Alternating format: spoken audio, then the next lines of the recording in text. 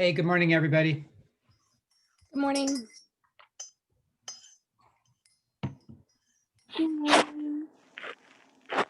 Okay, so we're headlong into chapter 5. Professor, today is 20th or 19th? Oh, it's today the 20th? You're right, it's Yeah. today the 20th. Thank you. It's inauguration day. It's inauguration day. That's the 20th. 20. Thank you. Good morning. Good morning. So we're headlong into chapter 5, thermochemistry. We've talked a little bit about what energy is, and we've talked about what internal energy is and heat and work. What the plan today is to get into enthalpy and a little bit into calorimetry, and then those are the primary topics of this chapter. So any questions, any problems, or anything anybody wants to look at first before we get into enthalpy? I had a question from a problem. Okay. Let me see. Oh man, now I can't find it. It was a terminology question about whether something, when it says the system, does the system include the water or no? Typically, no. Typically, the way these things are set up is you've got a reactor and it's sitting in the water. And then what you do is use a thermometer to measure the temperature of the water. And so this would be the system here, and the water would be part of what's called the surroundings. So when it says heat flows out of the system, yeah, that would mean going that into the water, right? So that means it's increasing the heat of the water. Yeah, exactly. And decreasing the heat of the system. That's right. Okay, thank you. Mm-hmm. Okay. Any other questions?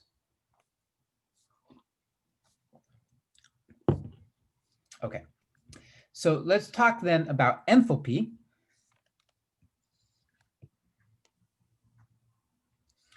Enthalpy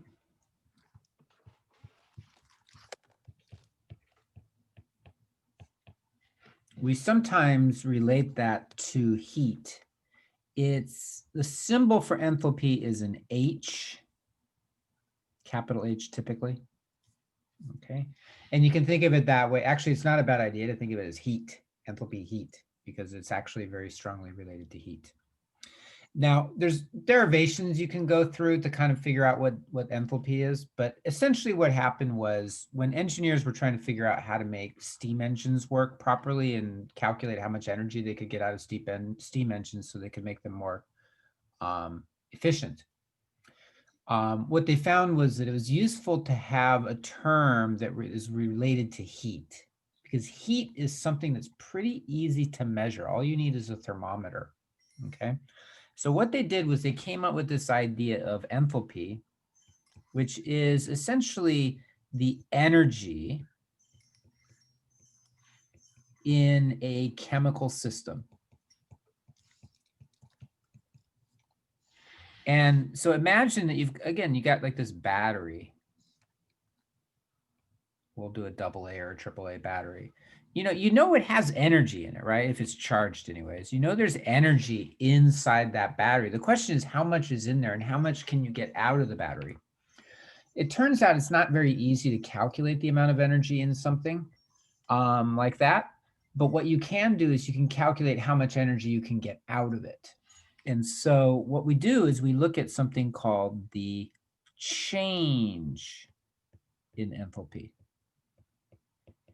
And this is something that can be figured out pretty easily. And the symbol for that is delta H. You'll see this symbol throughout this chapter and throughout chapter 10, this idea of delta. Delta means change in, okay? And it's essentially based on the following idea. If I put something in and I take something out, the change in is equal to the final minus the initial. Okay, how much you end up with minus how much you start off with. So for enthalpy, delta H would be the final value of enthalpy. I'll put F for final, minus HI, where I is initial. Or if you want to use numbers, you could just say H2 minus H1, right? 2 is final and 1 is initial. Okay, that would be called delta H. Now, what's significant about this is that if our system is at constant pressure,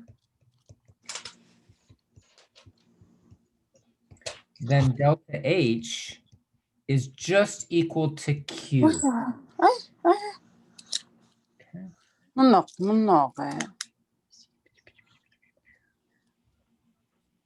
No, it's not about that, huh? Okay, so it's equal to delta, it's equal to Q, sorry. There we go. So that's very simple, right? What we're saying is that the amount of energy that comes in or out of a system is just equal to whatever the heat flow is. And when we get to calorimetry, we'll go through the real calculations of how to find heat flow. But it's a very simple relationship. So if you remember yesterday, I said we had this other thing, you know, delta U equals Q plus W. This one's even simpler. It's just delta H equals Q. So that's kind of nice. We'll just use that one as well. Okay. So let me show you a couple. Oh, actually, before I do that, I want to show you one more relationship, which is that we can relate. So delta H is related to delta U. And here's how it's related. Delta H is equal to delta U plus P delta V. So you'll see this relationship as well. Okay. And this one might look familiar because we said that work yesterday is minus P delta V. So this term right here is, it looks a lot like work. It's not exactly work, right? It's got a difference in there's a negative for work, but there's not in here, but they are related to each other. So what that allows you to do is to say, look, if you happen to know what this is and you happen to know what this is, you can figure out what that is and vice versa. So you'll see there's some discussion of that. But what I want to do is I want to talk about the details of enthalpy. It's very powerful for us because most reactions occur at constant pressure.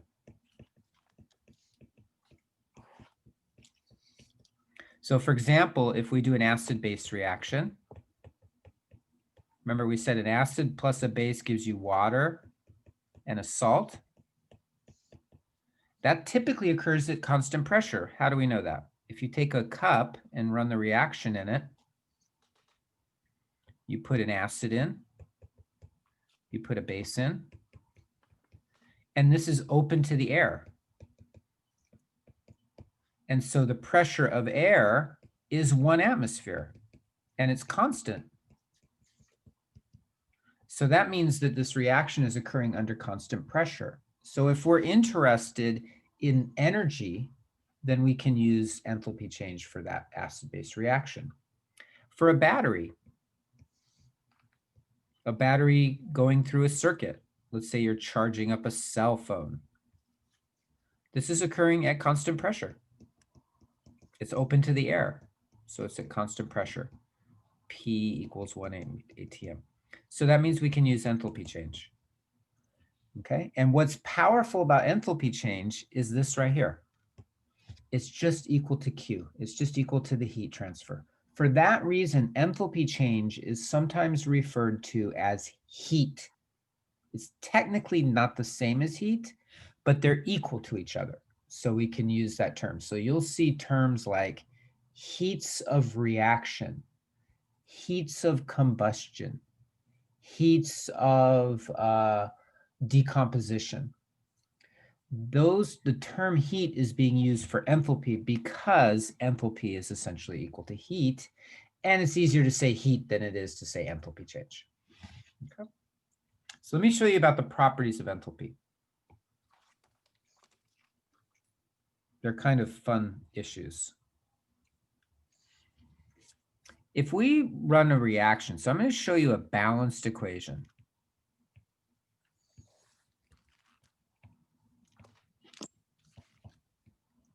So this is a pretty familiar reaction. This is the production of water. Let me balance it. From hydrogen and oxygen, right? This is actually a combustion reaction. It's not a hydrocarbon, but you're combusting hydrogen to form water. So it's balanced. So this is called a chemical equation, right?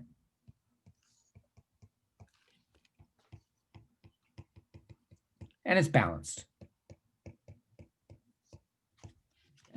Let me show you another balanced equation. This is the same reaction, but it's balanced a little differently.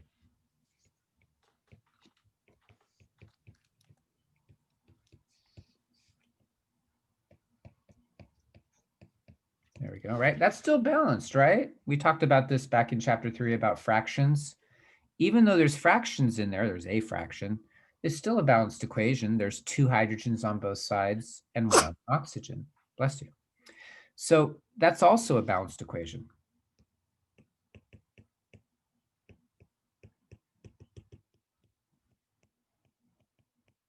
And what you'll see in this chapter is that it is common to have balanced equations with fractions. This is the first time we really see that.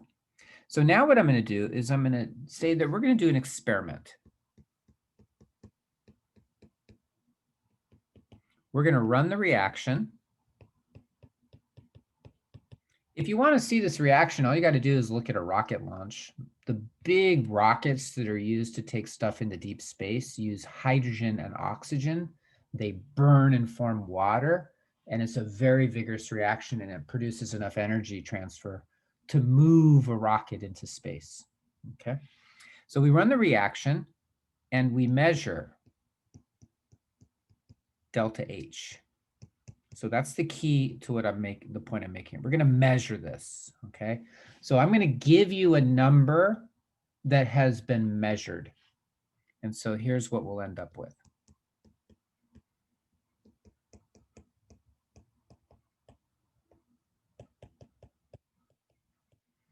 Next to the reaction, next to the equation, I'm going to write delta H equals minus 286 kilojoules per mole.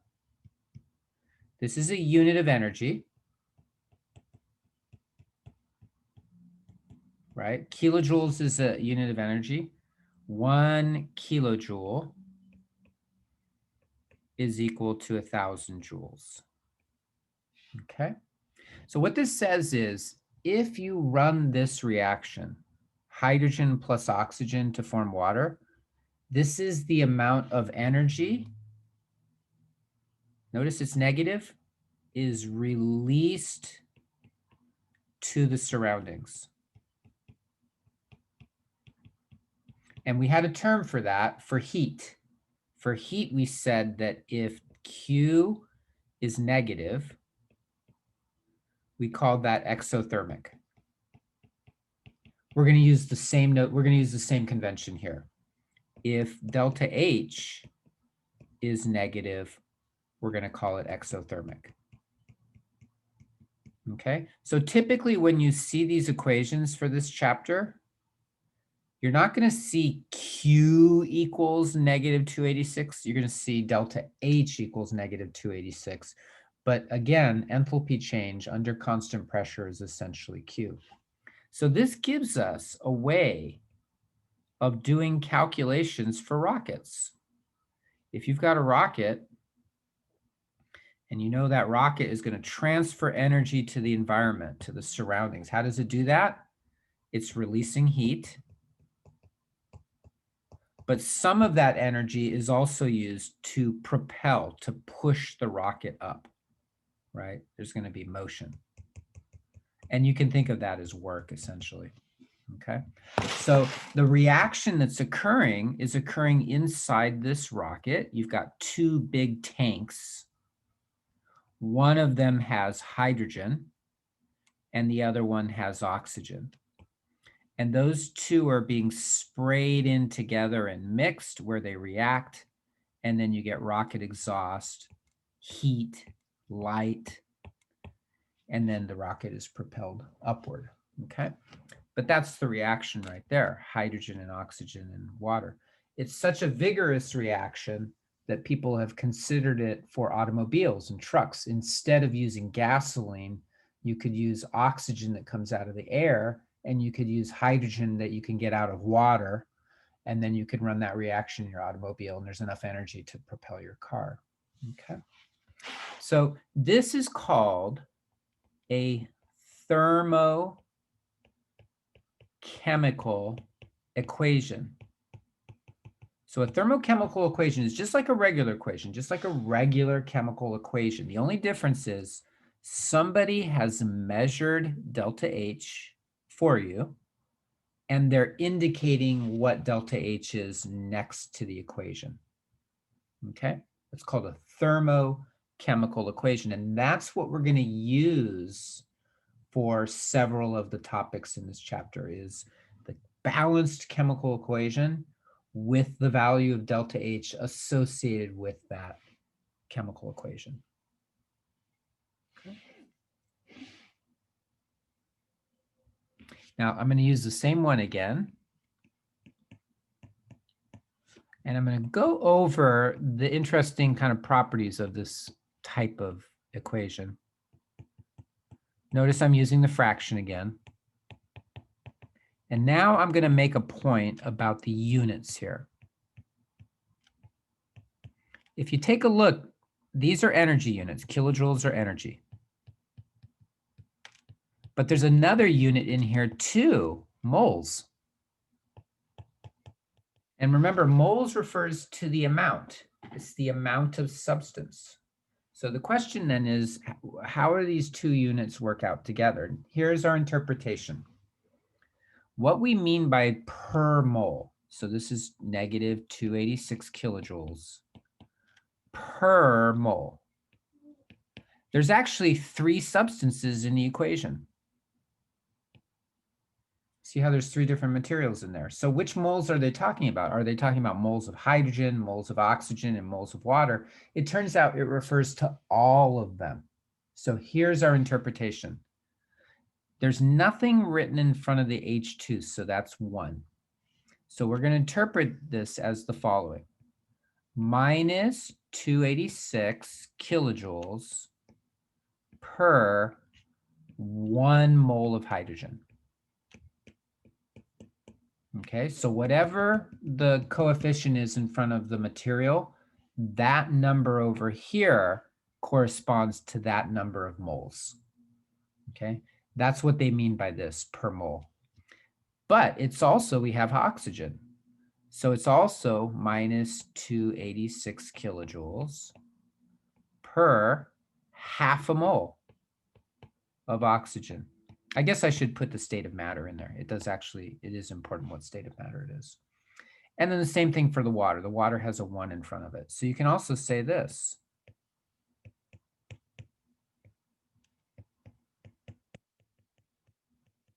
Okay. So it refers to all 3.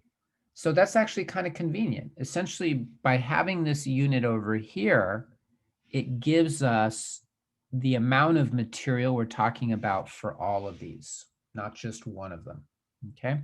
So just use the coefficient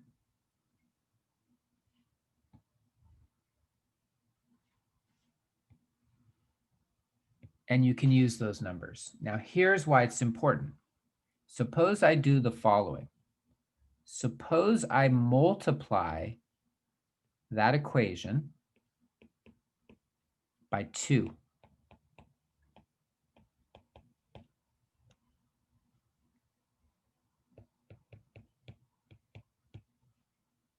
So I'm going to put that in I'm going to put the equation in parentheses, and I'm going to multiply the whole equation by 2. If you do that, you now get 2H2. And then 2 times a half is 1. So you just get O2. And then you're going to multiply 2 times 1. So you get 2. Okay, so I multiplied the equation by 2. It's still balanced, right? If you multiply a balanced equation by some number, it's still going to be balanced. It's just the coefficients will be different. Now, here's the important point. What is observed in nature is that if you double the amount of material, you now essentially have 2 moles of water, right? Not just one mole. Now you have 2 moles. So here's how you deal with that. You now have 2 moles of water. If you had 1 mole of water, it would be negative 286. So I'm going to say times negative 286 per 1 mole of water. And so now you get minus 572 kilojoules. So notice what happened. If we multiply the equation by 2, we essentially doubled the amount of delta H. So now we can say this. If we multiply a balanced equation by a number, we also multiply delta H by that number, by that same number. Okay, and think of it this way. Think of a reaction in a battery. A battery is a reaction. If you have a battery, it has a certain amount of energy in it. If you have 2 batteries, you're going to have twice as much energy. If you have 3 batteries, you'll have 3 times as much energy. So by multiplying the equation by 2, which we did here, we're essentially doubling the amount of material we have. We're going from 1 mole to 2 moles, or half a mole up to 1 mole. If you double the amount of your batteries, you're going to double the amount of energy, so you'll get twice as much delta H. That's essentially the analogy. So here's an example. Suppose I said I have N2.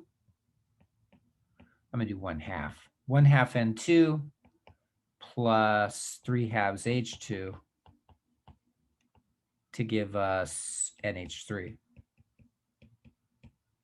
And I said that delta H is minus 46 kilojoules per mole. Okay. If I multiplied the equation by 2, so I'm going to take the whole equation and multiply it by 2, just like I did with the water one.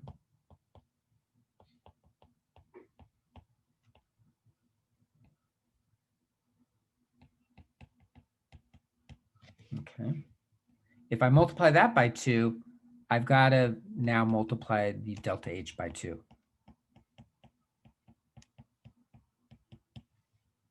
And if you multiply that by 2, you get minus 92 kilojoules per mole.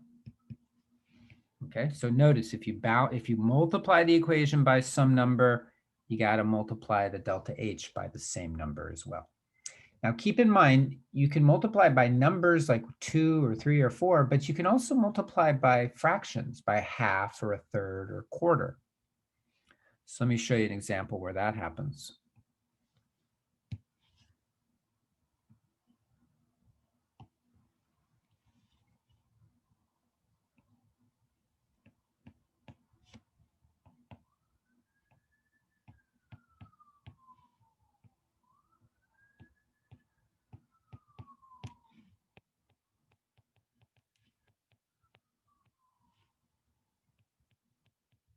Let's make that a 4.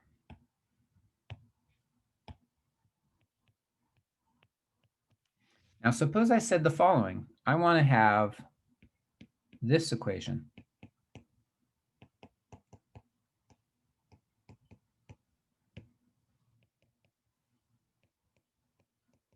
And now I ask, what's delta H? Okay.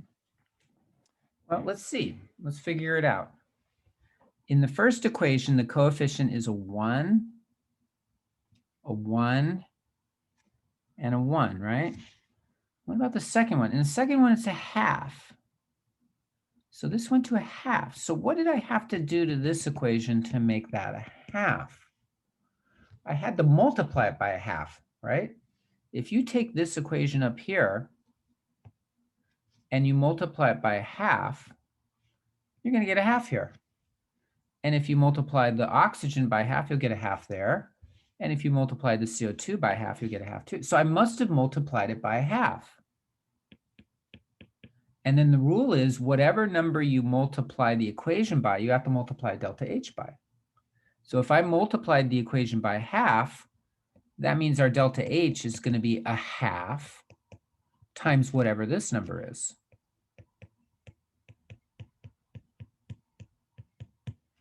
Okay, what does that come out to? Minus 196, I guess. No, 197, I guess. Okay.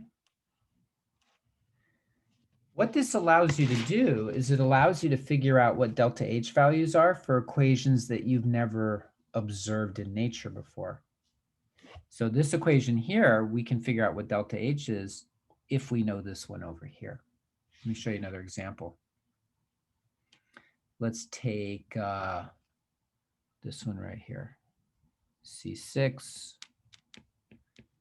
H12O6 plus 6O2 goes to 6CO2 plus 6H2O. And delta H for this one we'll say is minus 2561. Just make up a number there. Okay. Suppose I said, what is delta H going to be for this?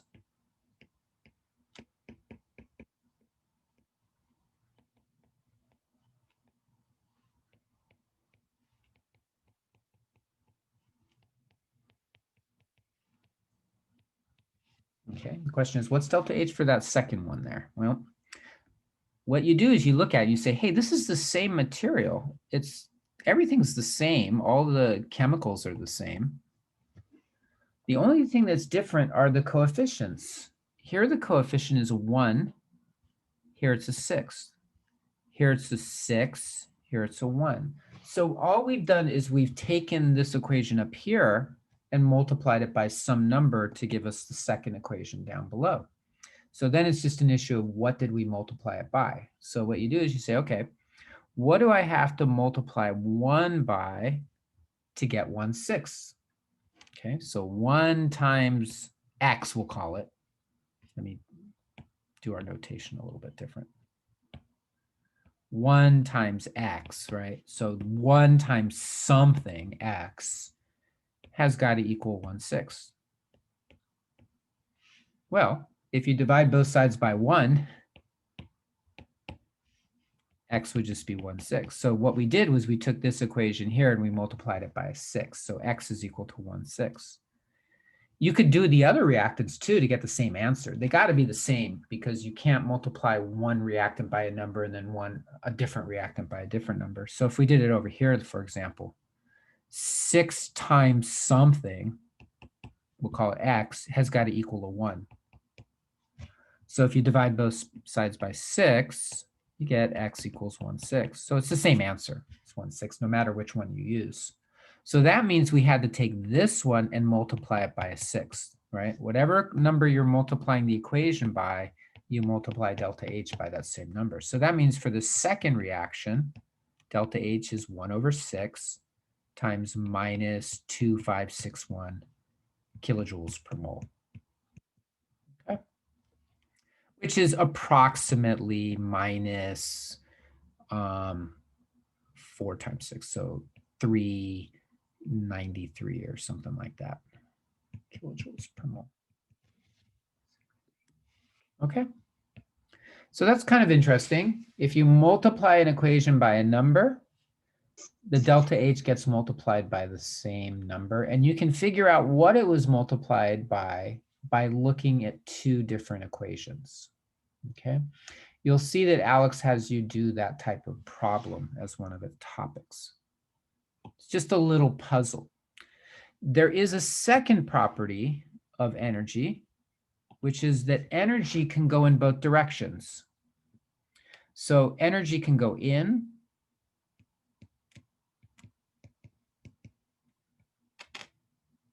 Think of a battery, right? A battery is a good example. A rechargeable battery, right? Energy goes into your rechargeable battery. You charge the battery. What that means is you're putting energy in. You're transferring energy in. But you can also have the energy go out. You're using the battery to run a circuit. So energy can also go out.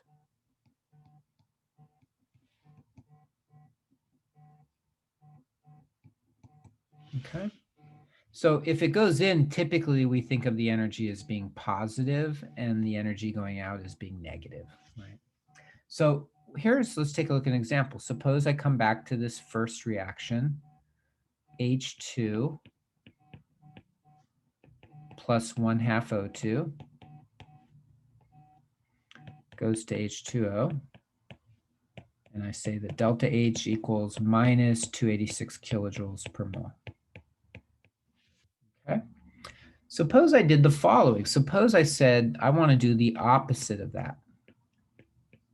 I want this to be the reactant, and I want these to be the products.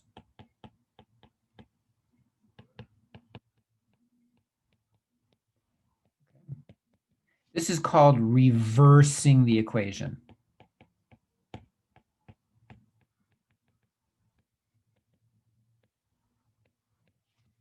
That's called reversing. That's the reversal of the equation there.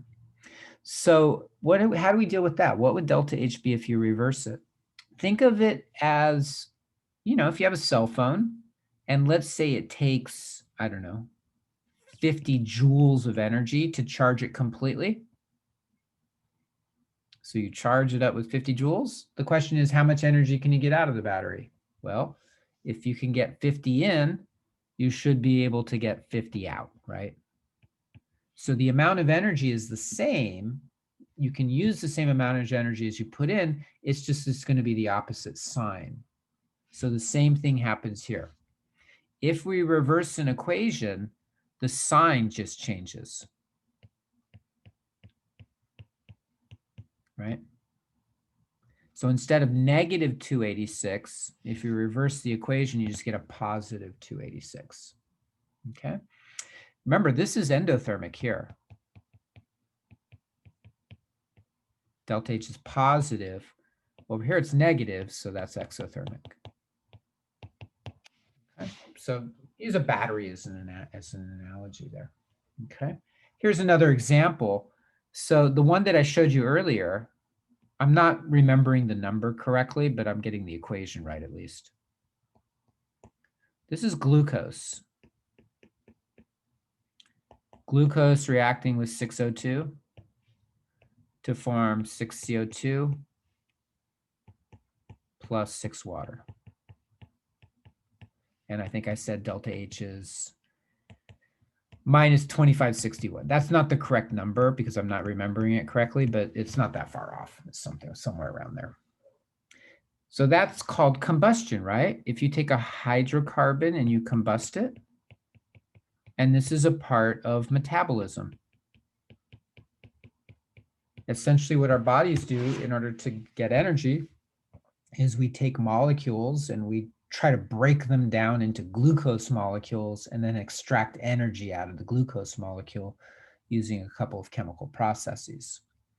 So the question then is, what's the opposite? The opposite of that is where you take the products and you make them the reactants. So 6CO2 plus 6H2O. And then that's going to give you the glucose. And then the 6 oxygens. And so delta H for this one's pretty easy to figure out, right? You just notice that all you've done in this equation is you've taken everything that was a product and you've moved them onto the reactant side, and everything that was a reactant, you've moved them to the product side. That means you reverse the equation. And this is the overall reaction for photosynthesis, right? So essentially, animals eat plants, convert the molecules in the plants into glucose. Plants take sunlight, carbon dioxide, and water, and convert that into glucose molecules plus oxygen as a byproduct. So all you gotta do is change the sign.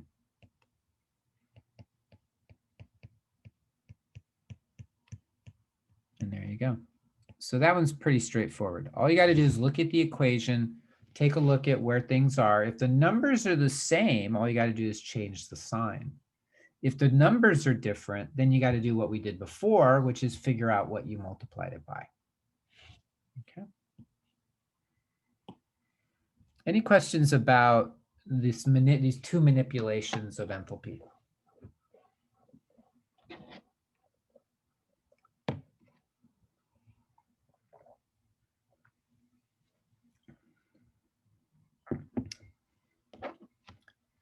Good.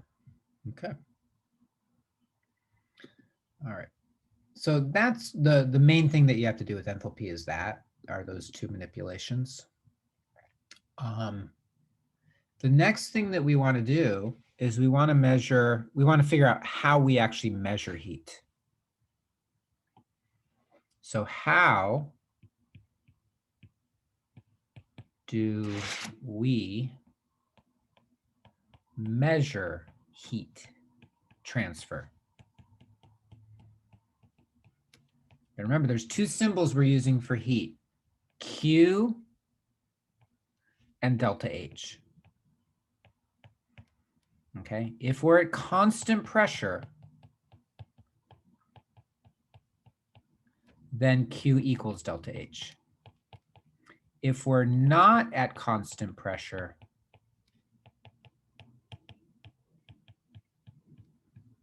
then Q is not equal to delta H. So be careful if you're looking at a problem and it's not at constant pressure and it says what's the heat, you would say Q equals, but don't trip it up and say that delta H equals. If it says it's at constant pressure, however, then when you figure out Q, you've also figured out what delta H is. Okay, so let's take a look at an example. The idea here is the following. This is why heat is so powerful in terms of our ability to deal with it. All you need is a thermometer. So if I have water and I put a thermometer in it,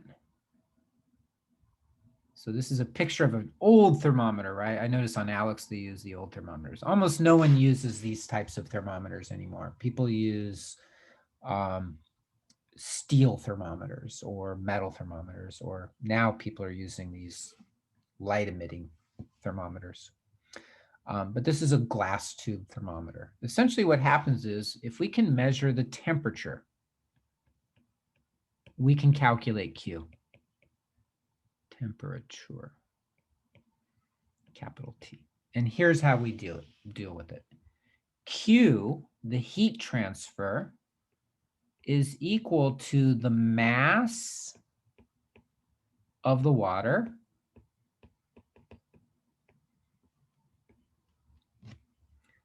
times a constant, which is called the specific heat capacity, times the final temperature, T for temperature, minus the initial. It's a very powerful relationship. What it says is if we know what the mass of the water is, which you can measure using a balance, a scale, and we know what the specific heat capacity is, and actually we know that, all you got to do is measure the water before the heat goes in, the temperature of it, and the temperature of the water after the heat has gone to it, and you can multiply those together and get Q. So let me use symbols. We're going to use M for mass, C, lowercase c for specific heat, and then T final minus T initial, we'll call that delta T. And this is often referred to as the calorimetry equation. So if you see calorimetry in the question, you know immediately this is the equation you want to use, MC delta T. Your textbook uses slightly different notation. In your textbook, the one by Burge, instead of using C, they use a small s.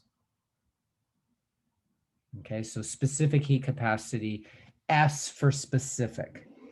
And in the equation, they put the S before the M. I don't know why. Okay, so it looks a little different in your book, but it's the same equation, right? S is the same as specific heat, that's C. They just put the S before the M instead of the M before the C, before the S. This is the more common form. You'll see this on ALEKS, and you'll see it in physics textbooks and engineering textbooks and many chemistry textbooks as well. It just looks a little different. So let me show you an example. A 500-gram bath of water initially at 20 degrees C is heated to 90 degrees C. Calculate the heat transferred to the water. Now, if you've ever done any camping, you know what's going on here, right? You've got this cup of water. It's cold. You then use a flame, right? Use a flame to heat it. And then after a period of time, the water is now hot. What we've done is we've transferred heat from the flame into the water. Okay, very simple, right? We've all done this at some point. We've all heated water for cooking. You put the water on some surface that heats it. Heat is transferred either electrically, like if you have an electric stove, it's electrical energy, or you're using chemical energy, which would be the form of a flame, a combustion reaction. That heat is transferred into the water. The water molecules are now moving faster. The temperature rises. This equation right here allows you to calculate the amount of heat that was transferred. Okay, so let's do it. Q is equal to the mass, 500 grams. I'll put that in parentheses. Now, we got to have the specific heat capacity of water. And so I'm going to give you that value right here. The specific heat capacity of water is 4.184 joules per gram degree C. Okay, so that's a value that's been measured by scientists over the years. And so we know that value. It's like knowing the density of water. We know the density of water is about 1 gram per milliliter. We also know the specific heat of water. Okay, the specific heat of other materials are also available. Every textbook has a table of specific heats. ALEKS has a table of specific heats. You can always look them up for the material that you're looking at, as long as you know what it's made out of. Okay, so 4.184 joules per gram degrees C. And then the change in temperature. So remember, change is final minus initial. So the final temperature is 90 degrees C. It got heated up to 90. The initial temperature is 20 degrees C. That's what it started off as. So that difference would be 70, right? 90 minus 20 is 70. So you get 500 times 4.184 times 70. And you get a big number, right? Q is 146,440. What about the units? If it's heat, it should have energy units, which are joules. So let's see if it works out. Grams divided by grams, so that's 1. Degrees C divided by degrees C, that's 1. So the only unit left is a J, a joule. So there you go. So there's, I put a lot of sig figs in there. You might round it. I guess if we were going to do 2, I guess it would only be 2 sig figs. I guess you'd round it to 150,000. Okay, so this is the heat used to warm the water. 150,000 joules. Now that's a big number, right? So it's not uncommon to use prefixes or scientific notation. So if we have 100, if I say Q is equal to 150,000, we might put that in scientific notation. If you remember how to do that, you locate the decimal point and you move it the number of places until you get a number between 1 and 9.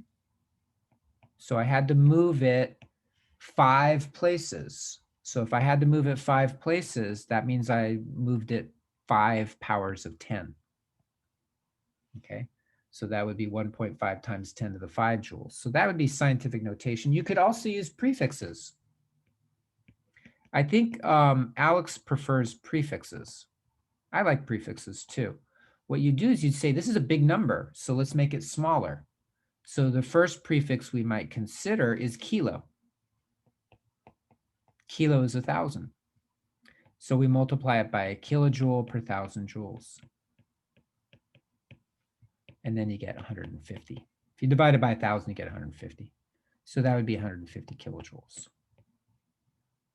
Okay. And there you go.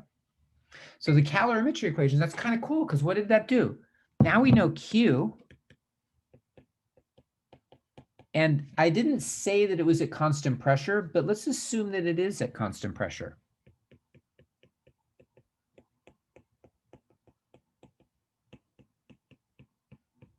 Normally, when you heat water on the stove, it's at constant pressure, unless you're using a pressure cooker. A pressure cooker, you close it off so the pressure is not constant. But typically, we're doing it at constant pressure. So that means delta H is equal to Q. So that would be 150 kilojoules. So you'd know both of these. You'd know delta H and you'd know Q if it's at constant pressure.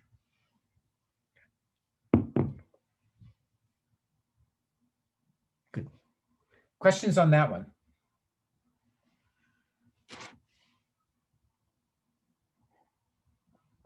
It's actually a relatively simple equation. I mean, simple calculation. You just have to know the formula, and then you have to look up the value of Q. I mean, of C, the specific heat. Okay. Let me show you one more. We got a little bit of time here. This one, we're going to go a little different direction. Okay. Here, what we're going to do is we're going to say we have a sample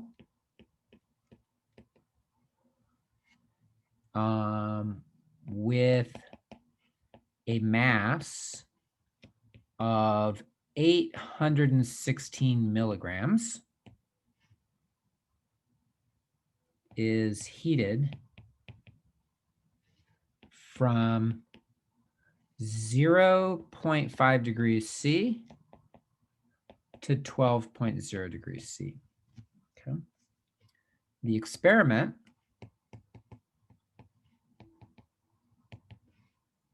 shows that 1.30 joules, 1.30 joules, not kilojoules, but joules of heat are needed. Calculate the specific heat capacity of the sample.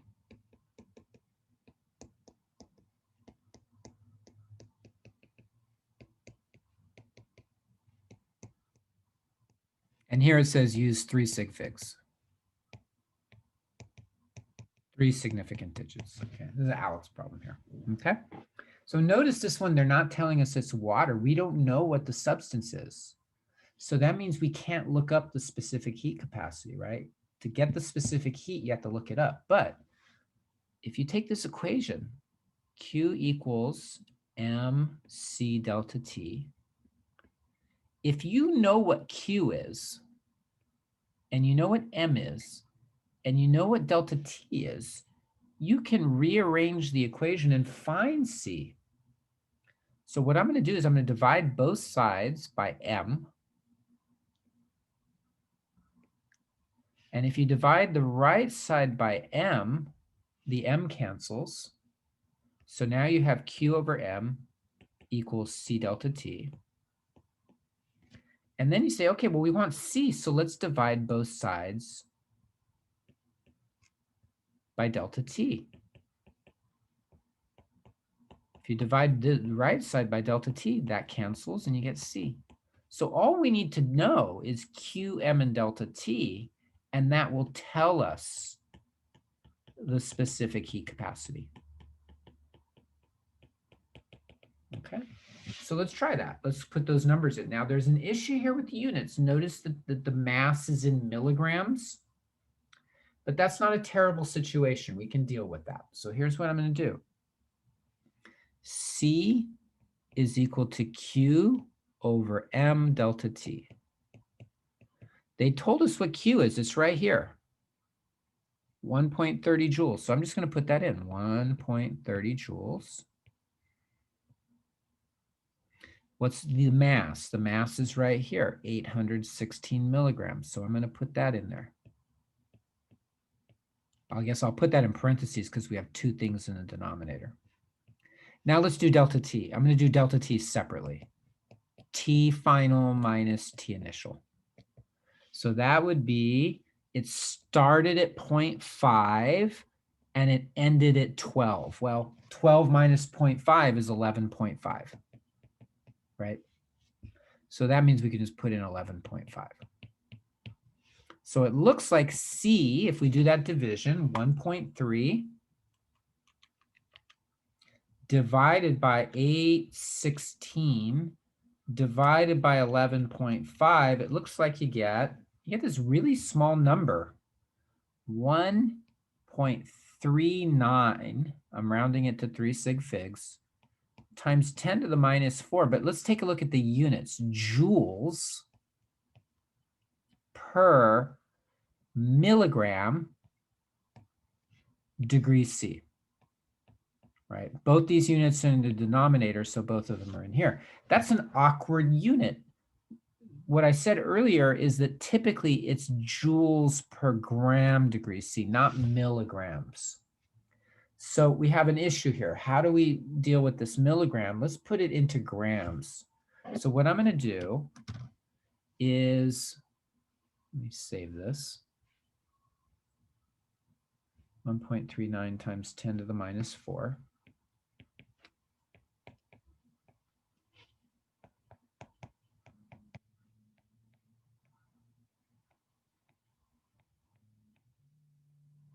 Okay, I put that little dot there to say times. So it's milligrams times degrees C. What we're going to do is get rid of the milligrams. So convert milligrams to grams. Now, technically, there's nothing wrong with having it in milligrams. It's just no one really does that. It's unusual to have specific heat capacity in milligrams. So, it's not technically incorrect. It's just not the correct units that people normally will have it in. It'd be like if I said, what's the size of your foot? And you said 0.003 miles. That would be an awkward way to say the size of your foot, right? So you would want to put it in inches. So let's do the same thing here. So we'll do milligrams. So 1 milligram, milli is 0.001. So 1 milligram is 0.001 grams. So we're going to use that as a conversion factor. So what you want to do is you want to get rid of the milligrams. You want to get rid of this. So notice how it's down here. So I'm going to put this one up here. That way the milligrams will cancel. And then I'm going to put this down here. Okay. So now take a look at what happens to the units. Instead of having joules over milligrams degrees C, you're going to have joules over grams degrees C. So what you get is if you divide by 0.001, it changes it to 0.139. Number changes to 0.139. So then you get joules per gram degrees C. Okay. Now what you could have also done is you could have done the conversion at the beginning. You could have taken your mass, which was 814 milligrams, and converted that to, 1 gram per, oops, sorry. At the beginning. So 0.001 grams is a milligram. And then that would have given you 0.814 grams. So then you'd say, oh, C is Q. To be honest with you, I forget what Q was. So let's go back.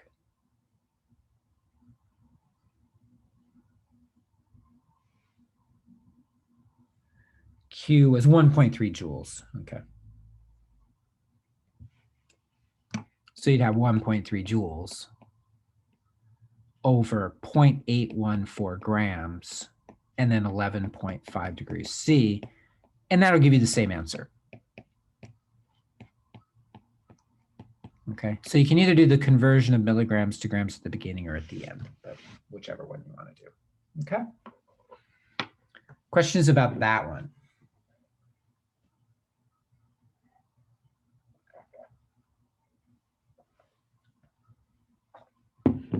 It doesn't say whether, actually it was 816, but whatever. It doesn't say whether this was done at constant pressure. If it doesn't say whether it was done at constant pressure, we don't know whether Q equals delta H. So, but it doesn't ask you for that in this question. It just says calculate the specific heat capacity. Okay.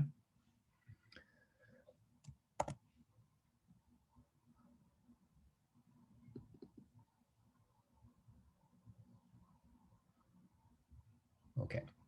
So what we have left to do are two things. We need to do another type of calorimetry problem from this section, and it's a little bit more involved. So tomorrow we'll look at the slightly more involved calorimetry problem, but it's based on this equation. We just need to add one kind of idea. And then we need to talk a little bit about what are called standard heats of formation. So tomorrow, we'll look at the type of problem called solving a basic calorimetry problem. And then we'll look at calculating a molar heat of reaction from formation. So this right here is section 10, I'm sorry, 5.4. That's what we've been working on today is 5.4. And then this one right here is 5.5 and 5.6. They're actually rolled in together, those two sections. Okay. Good. There you go. So just a reminder, the lab reports have not been graded for the second one yet. I'm going to start working on those today. So you will have a 0 on the Alex grade book until I enter in those numbers. I have to enter them in manually. So that should be done over the next couple of days. So look for that. Professor, I don't know if you got mine, because remember last time I was having trouble sending it to you? Oh, who is this? Najeli. Najeli. Let me do I'm going to go ahead and end the recording right now.